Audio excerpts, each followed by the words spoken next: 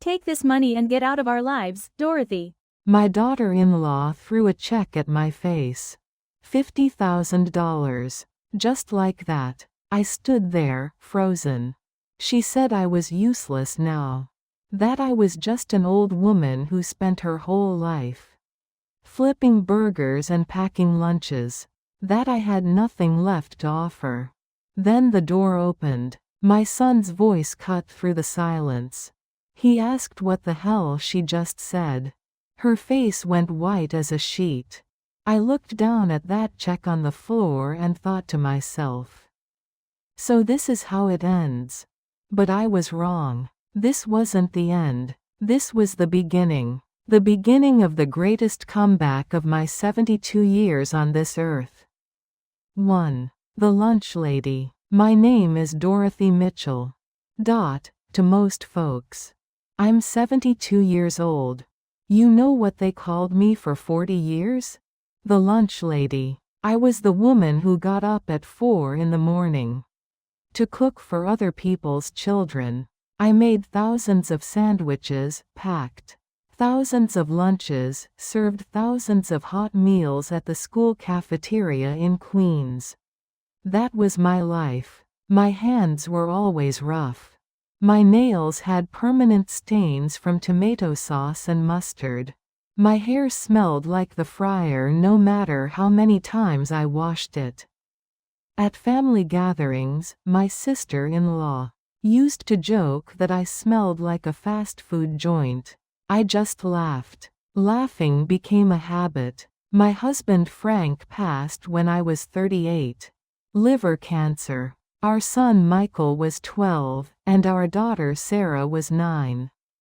I went back to work the day after the funeral. There was no time for tears. The kids needed food on the table, clothes on their backs, and someone had to pay the rent. That was 34 years ago. I raised those kids alone. Michael did well for himself.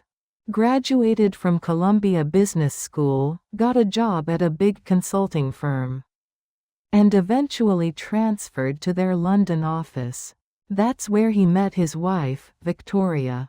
She's British, comes from money, the whole 9 yards. The first time I met her, something felt off. She barely looked me in the eye when we shook hands. Just a quick nod and a, "Nice to meet you." No warmth. No real smile. I told myself it was just cultural differences. British people are more reserved, right? I should have known better. Sarah lives in Connecticut now. Married a software engineer, had 2 kids, lives the suburban dream. But she's always busy. I see her maybe twice a year. Thanksgiving goes to her in-laws. Christmas, she's too tired from hosting. I'm always second priority, but I told myself it was fine. As long as my kids were doing well, what more could I ask for? That was the biggest lie I ever told myself. 2. Thanksgiving alone. Last Thanksgiving, I was alone. Michael said he couldn't fly in from London. Work was too demanding, he said. Sarah said she had to spend the holiday with her in-laws this year. Maybe Christmas, she said. So I made a turkey anyway. A small one, just for myself. Set the table for 1. Put on the Macy's parade like I always did. Somewhere between the floats and the marching bands, my chest started hurting. I couldn't breathe. Everything went dark. I managed to call 911 before I collapsed. At the hospital, the nurse asked for my emergency contact. I gave her Michael's number. International call didn't go through. She tried Sarah. Went straight to voicemail. 3 times. I lay there alone until 3 in the morning, staring at the ceiling, hooked up to an IV. A young nurse brought me some soup around midnight. She said I looked like I needed something warm. I burst into tears right there in front of her. A stranger's kindness broke me when my own children's absence couldn't. When I finally told Sarah about the hospital visit a week later. You know what she said? She said, Mom, why didn't you tell me? I would have at least called. At least called. At least. I couldn't say anything back. 3. The letter. About 10 days after I got out of the hospital, a strange letter arrived. It was from a law firm in San Diego. It said I had been named as the sole beneficiary in the will of one Margaret Chen. Margaret Chen. The moment I saw that name, 50 years of memories came flooding back. Maggie. My Maggie. We grew up together in Chinatown, San Francisco. Our families lived in the same cramped apartment building. Her mom watched us when my mom worked double shifts at the laundromat. My mom returned the favor on her days off. Maggie and I shared everything. The same bed, the same meals, the same dreams. We walked to school together every single day for 12 years. She was the only real friend I ever had. But when I moved to New York after marrying Frank, I lost touch with her. At first, it was just life getting in the way. The demands of being a new wife, a new mother, a working woman. I kept meaning to call her, to write her, but there was never enough time. But if I'm being honest with myself, that wasn't the real reason. I was ashamed. Last I heard, Maggie was running a small noodle shop in San Francisco's Mission District. Meanwhile, I had become head cook at a prestigious prep school in Manhattan. I was making good money. I was somebody. Somewhere along the way, I stopped answering her calls. I'd text her, "I'll call you back," and never did. That, later, turned into 50 years. I called the law firm. The secretary told me that Margaret had passed away last month. She had named me in her will, and the estate was unusual, she said. Unusual how? I asked. She said I should probably come see for myself. 400 million. I flew to San Diego. The law office was in a high-rise overlooking the bay. The lawyer was a young woman, very professional. She spread the documents across her desk and started explaining.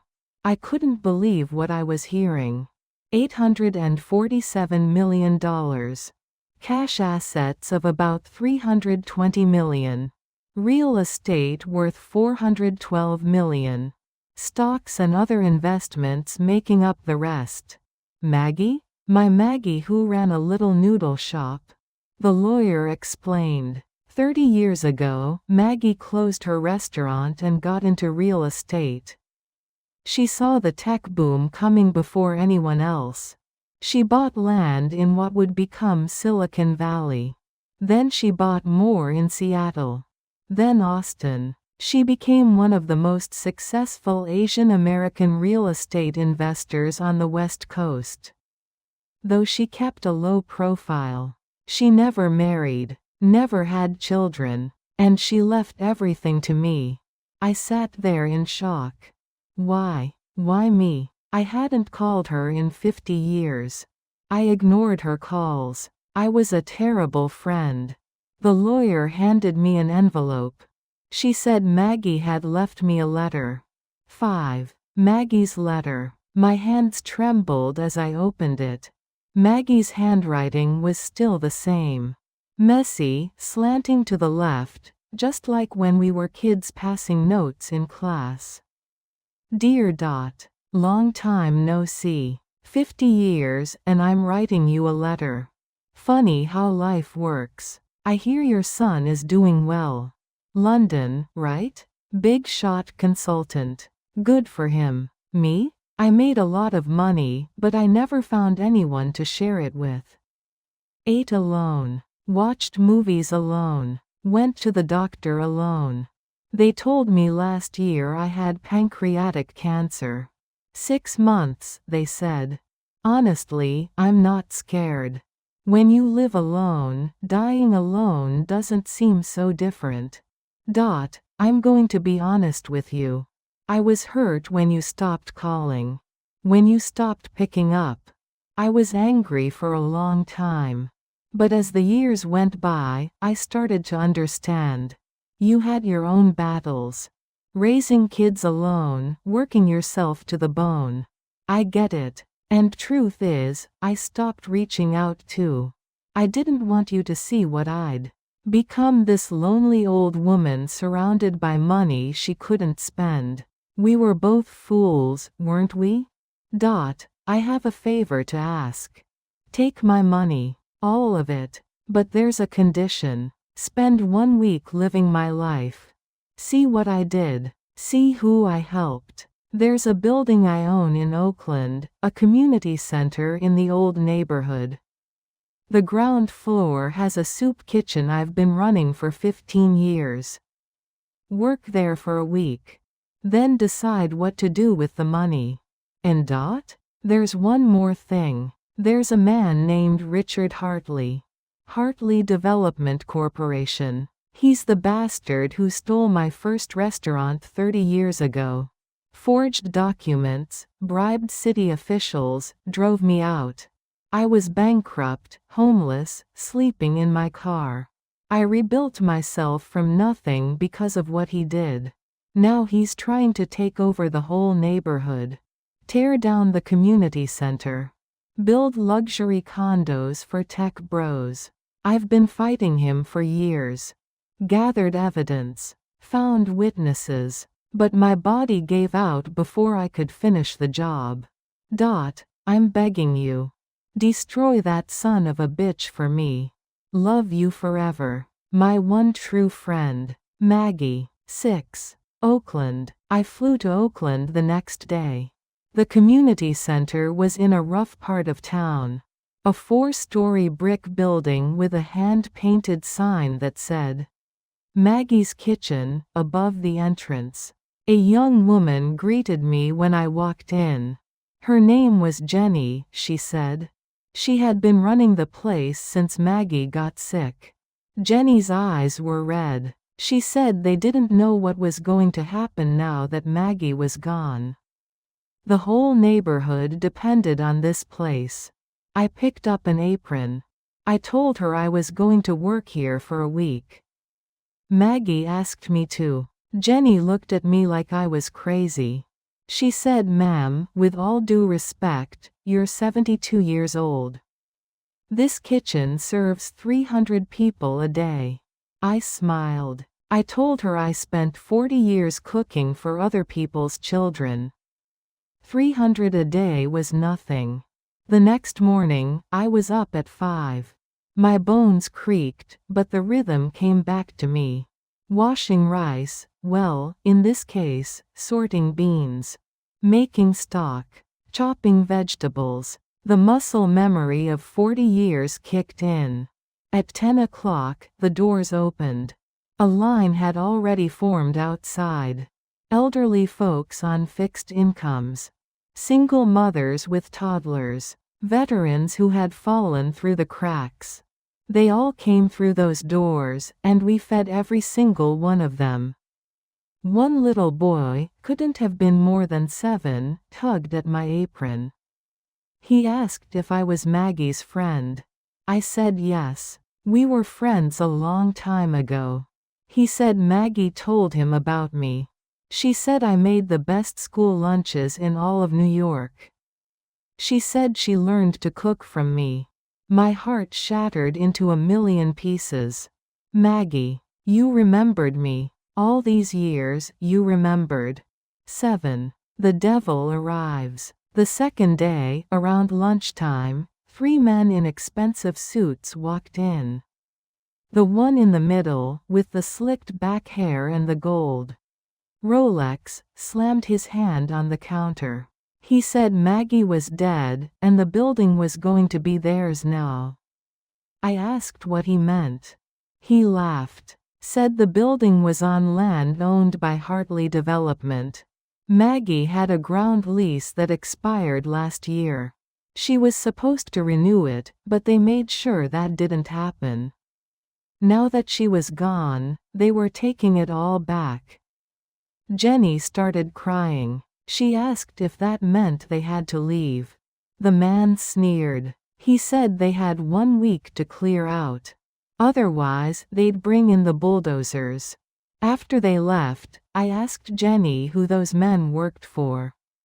She said Hartley Development. Richard Hartley, the CEO. The most ruthless developer in the Bay Area. Maggie had been fighting him for years.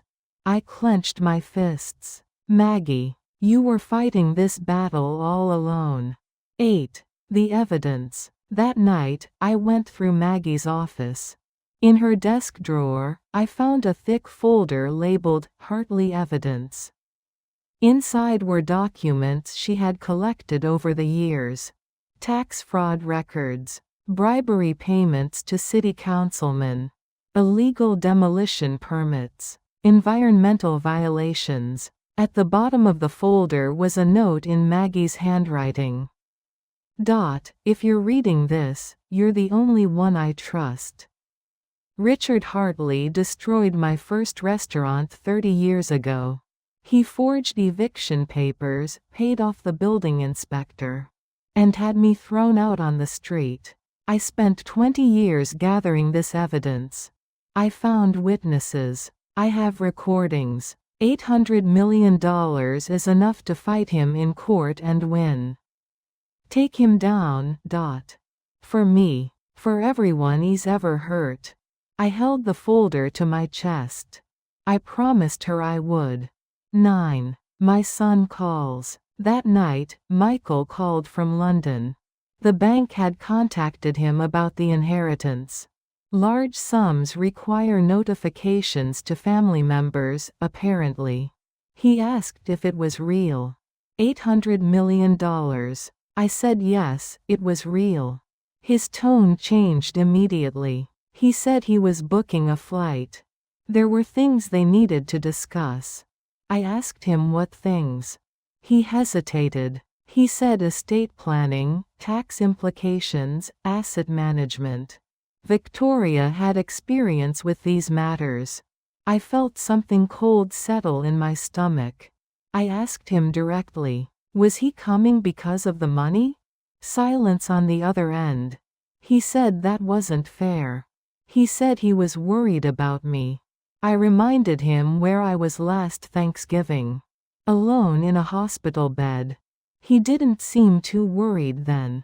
He couldn't answer. I told him not to come.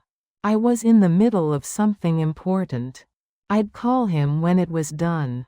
I hung up. My hands were shaking, but my heart felt clear. 10. Victoria's true colors. 3 days later, Michael showed up anyway.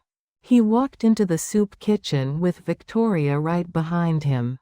I was in the middle of serving lunch, wearing an apron stained with soup. Victoria looked around with barely concealed disgust.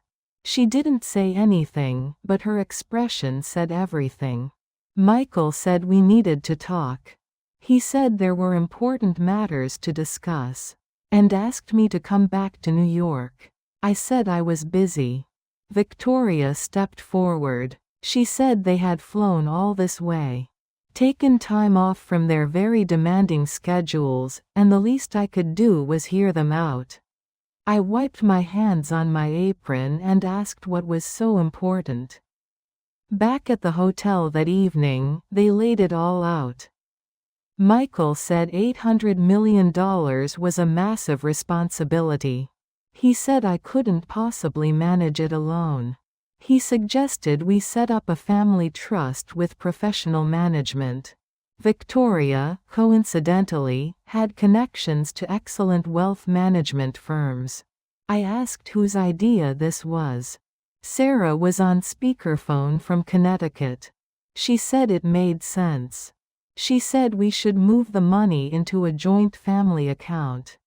For everyone's protection. Her husband agreed. He said someone my age shouldn't be handling this much money. It was a recipe for disaster. I looked at my children's faces. At my son-in-law's voice on the phone. At Victoria's cold, calculating eyes. And I understood. I wasn't their mother anymore. I was an $800 million ATM.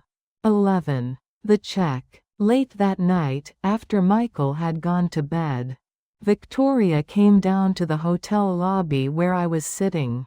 She said she wanted to talk privately. Woman to woman. I sat down across from her.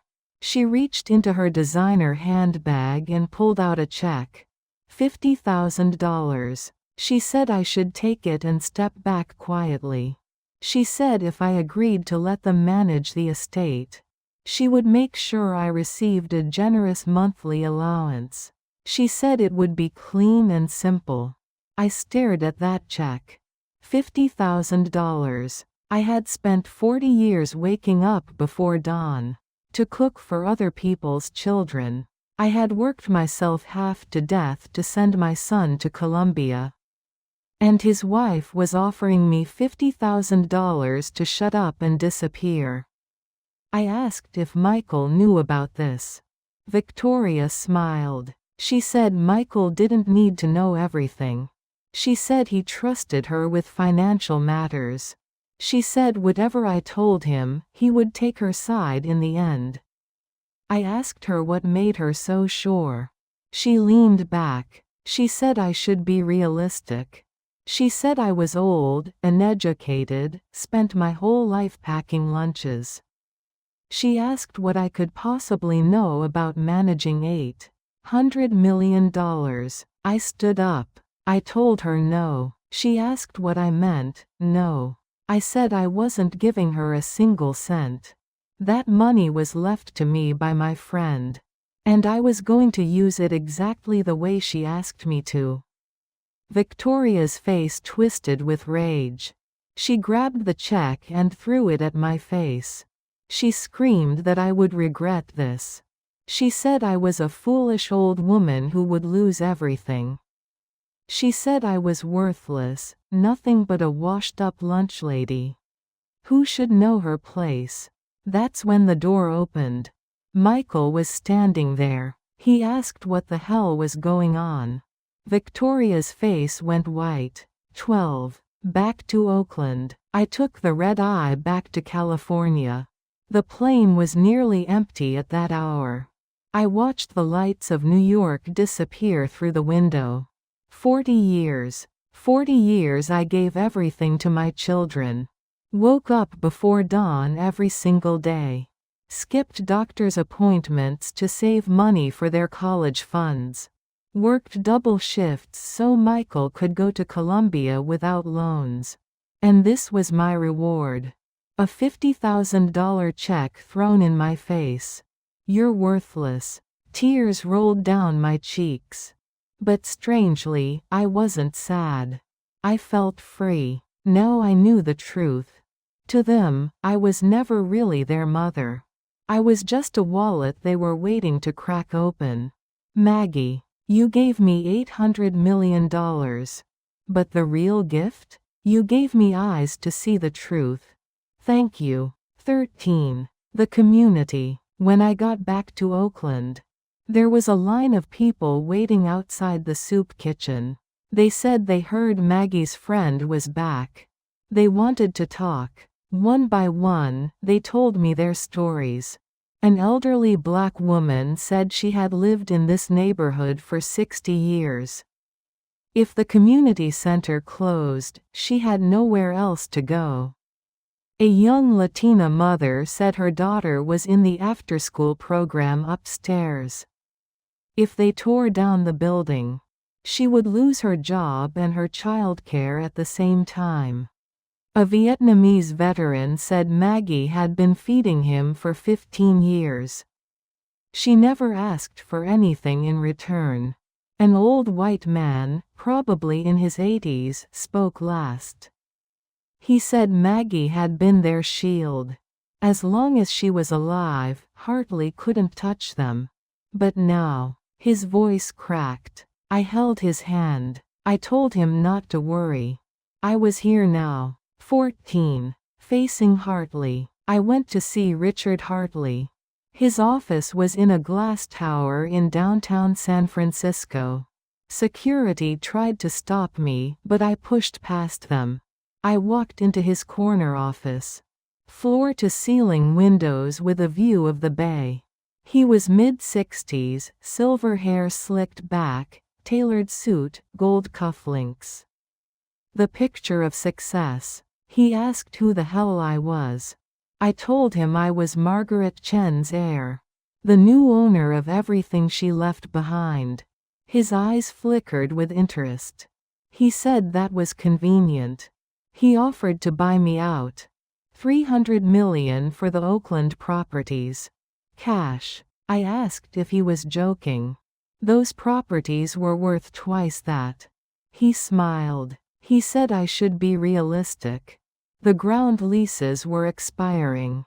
Legally, he held all the cards. If I didn't sell, I would end up with nothing. I opened my bag and pulled out the folder. I asked if he recognized these documents. I spread them across his desk. Tax evasion records, bribery payments, forged permits. His smile vanished. He asked where I got those. I told him Maggie collected them over 20 years. Every dirty deal, every bribe, every law he ever broke. It was all there. I said I was going to give these to the FBI. And the IRS. And every major newspaper in California. He tried to laugh it off. He said those documents could be fabricated. He said I had no proof. I smiled. I told him he was welcome to take that chance. I turned to leave. At the door, I looked back. I told him I knew what he did to Maggie 30 years ago.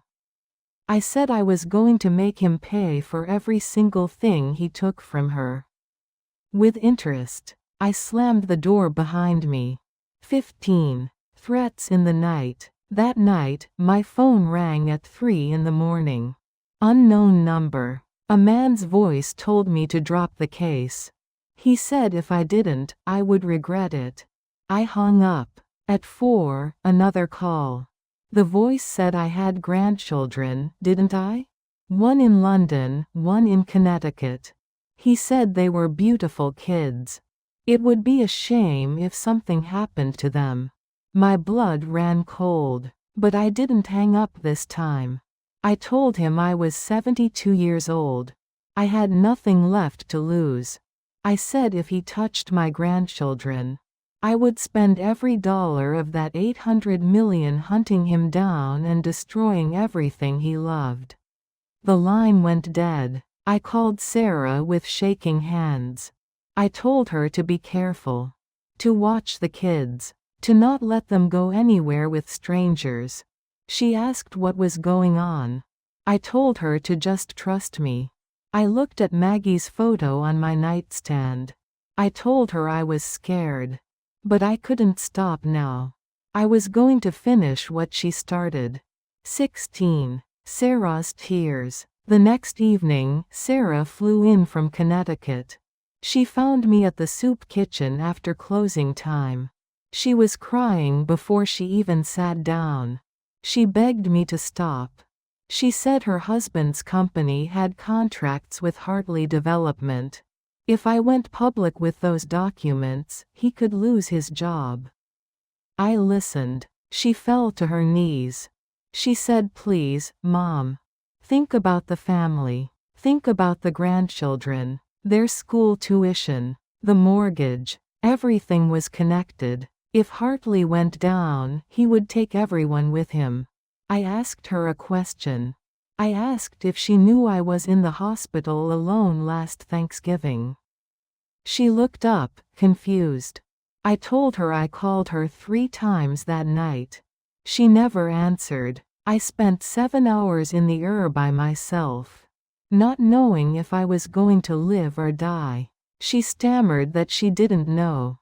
That her husband had silenced her phone.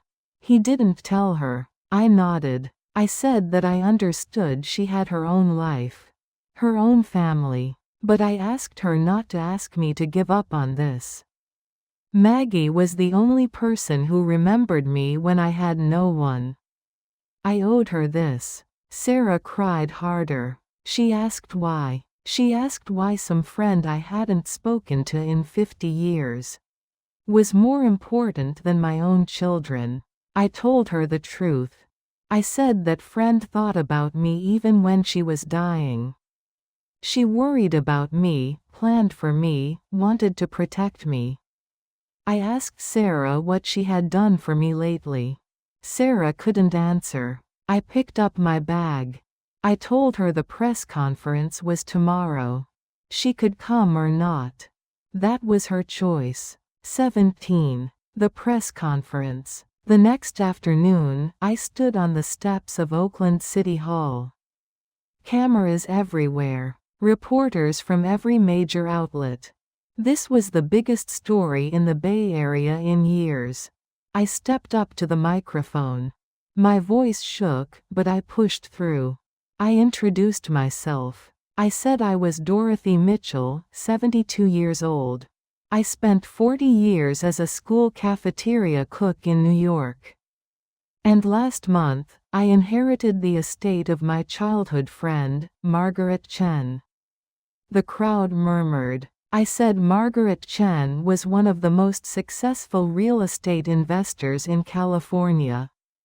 But she never forgot where she came from. She spent the last 15 years running a soup kitchen that fed 300 people a day. Elderly, homeless, veterans, single mothers, people that society forgot. I held up the folder. I said what I was holding was evidence of decades of criminal activity. By Richard Hartley and Hartley Development Corporation. Tax fraud, bribery of public officials, falsified documents, illegal demolitions. The cameras went crazy. I said Hartley had stolen Maggie's first restaurant 30 years ago. Now he was trying to steal everything she had built. Tear down the community center. Evict hundreds of vulnerable people. Replace it all with luxury condos. I looked directly into the cameras. I said I was filing a federal complaint today. And I promised that Richard Hartley would answer. For every crime he had ever committed. Suddenly, a commotion at the edge of the crowd. Men in dark suits pushed through. They were heading straight for me. Security moved to intercept. Then I heard a familiar voice. "Don't you dare touch her." It was Michael. He had flown in from London. 18. My son's tears. Michael pushed through the crowd and stood in front of me. He asked if I was okay. I stared at him. I asked what he was doing here. He broke down. He said he was sorry. He said he was so incredibly sorry. He said after I hung up on him, he couldn't sleep. He kept thinking about what I said. About the hospital. About the money. About the kind of son he had become. He said he was divorcing Victoria. I was stunned. I asked why he hadn't told me. He said he didn't want me to worry. He had already filed the papers. He said he finally saw her for what she really was. He fell to his knees right there in front of everyone. Cameras still rolling. He said he was ashamed. He said he spent 20 years chasing success and forgot what actually mattered. He said he abandoned his mother when she needed him most. He said he would never forgive himself. I pulled him to his feet. I told him to get up. I said people were watching. He laughed through his tears. He said he didn't care. He said he was going to help me. He had hired a team of lawyers, the best in New York. They were ready to fight. I smiled for the first time in weeks. I said it was about time he started acting like my son. 19. The witness. The case moved fast. Within a week, the FBI raided Hartley Development headquarters. Hartley himself was placed on a no-fly list. But his lawyers fought back hard. They claimed the documents were illegally obtained. They filed motions to suppress the evidence. The case was deadlocked. I was getting desperate. Then, on the day of the crucial hearing, a man walked into the courtroom. He was in his 70s, white-haired, dressed in a simple brown suit. He said his name was Thomas Brennan. He had been Hartley Development's chief accountant for 30 years. The courtroom erupted. Brennan took the witness stand. He testified that 30 years ago, Richard Hartley had ordered him to create falsified tax documents to seize Margaret Chen's restaurant. He said he had participated in the scheme. He said he had lived with the guilt ever since. Hartley jumped to his feet, screaming that Brennan was a disgruntled former employee, that nothing, he said, could be trusted.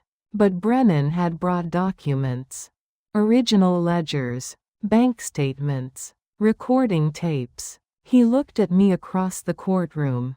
He said Margaret had found him 10 years ago. She had asked him to come forward. He had been too afraid. But when he heard she died, he knew he couldn't stay silent any longer. I understood then. Maggie, you had been planning this for years. You gathered the evidence. You found the witness. You set everything in motion. And the final piece of the puzzle was me. 20. The fall of an empire. The verdict came down 2 months later. Richard Hartley guilty on 37 counts including fraud, bribery, tax evasion, and racketeering. Sentenced to 25 years in federal prison.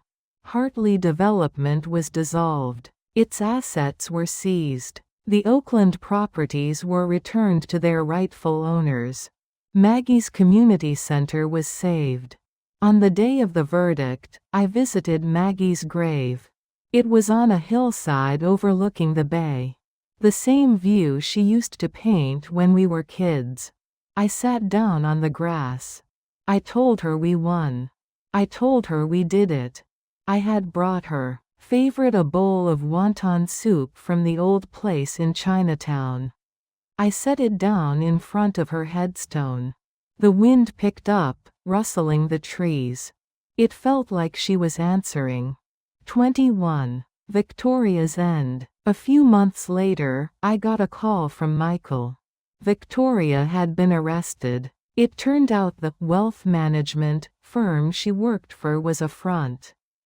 For years, she had been running an investment scam, targeting elderly Asian Americans. 23 victims. $80 million stolen. Michael said he had no idea. She had fooled him completely. I asked if she had taken money from him too. He sighed. He said when they got married, she convinced him to combine their finances. By the time he figured out what was happening, most of his savings were gone. I said that explained why she was so desperate to get her hands on my inheritance. Michael was quiet for a moment. He said he was sorry. He said he brought that woman into our family. He said it was his fault I had to go through all of that. I told him it was done now. What mattered was that he finally saw the truth. After I hung up, I thought about what Victoria had said to me that night. "You're worthless. Just a washed-up lunch lady." Worthless? That worthless lunch lady brought down one of the biggest developers in California. And Victoria was going to spend the next 10 years in federal prison. I wondered who was worthless now. 22. Sarah's apology. One afternoon, Sarah drove up from Connecticut. She looked exhausted, thinner than I'd ever seen her. She said she needed to tell me something. We sat in the back of the soup kitchen after closing. She said her husband had lost his job. When Hartley went down, all the connected companies fell like dominoes. Her husband's company was one of them. I listened. She said at first she was angry. She blamed me for ruining their lives. But then she found out something else. Her husband's company hadn't just been working with Hartley. They had been part of the bribery scheme. Her husband knew. He had been hiding it from her. She said they were getting divorced. She started crying. She said she was so sorry. She said she had been so focused on her own life that she forgot about me. She said she should have been there for me in the hospital. She should have answered the phone.